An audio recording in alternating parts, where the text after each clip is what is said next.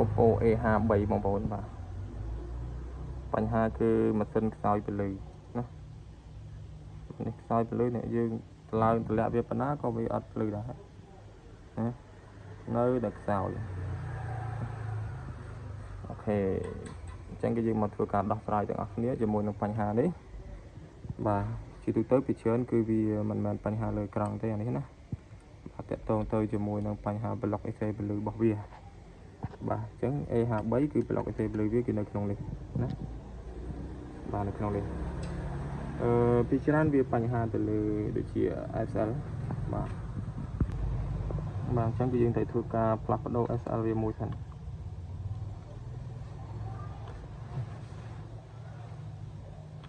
ហើយយើងលើកវាចេញមក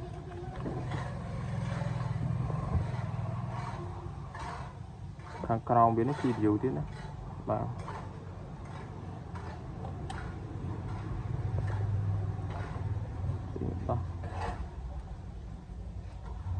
ដោះវាទុកម្ដុំ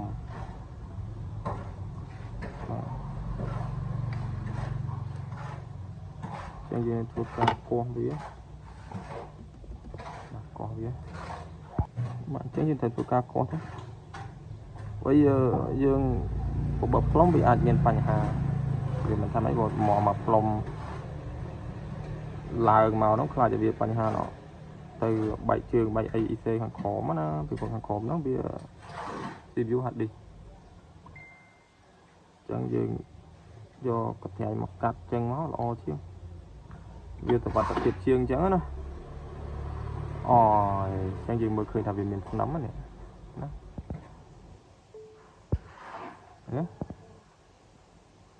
បាទ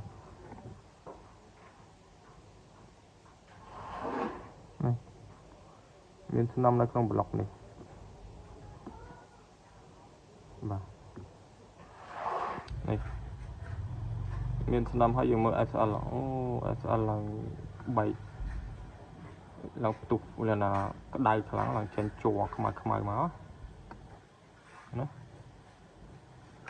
បាទអញ្ចឹងយើងត្រូវធ្វើការសម្អាតកន្លែងហ្នឹងហើយយើងធ្វើការផ្លាស់ប្ដូរ SL ហ្នឹងចេញណាបាទសម្អាតវាចេញឲ្យស្អាតមកហើយយើងធ្វើការផ្លាស់ប្ដូរ SL ចោលទៅបាទអញ្ចឹងវានឹងដំណើរការធម្មតា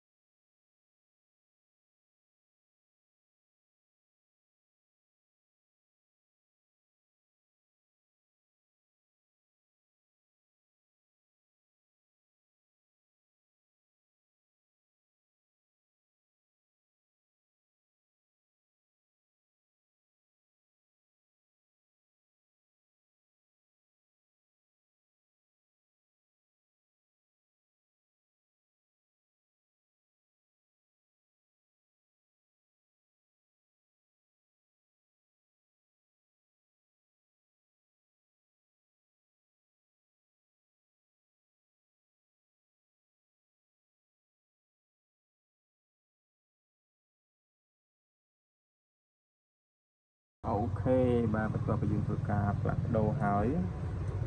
យើងឃើញថាម៉ាស៊ីនរបស់យើងគឺបើកមកគឺចេញពន្លឺឡើងស្វាចតែម្ដងណាបាទស្វាចតែម្ដង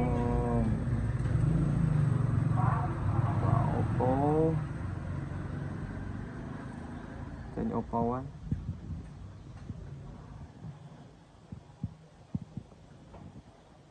ឹងនេះណាស្វាច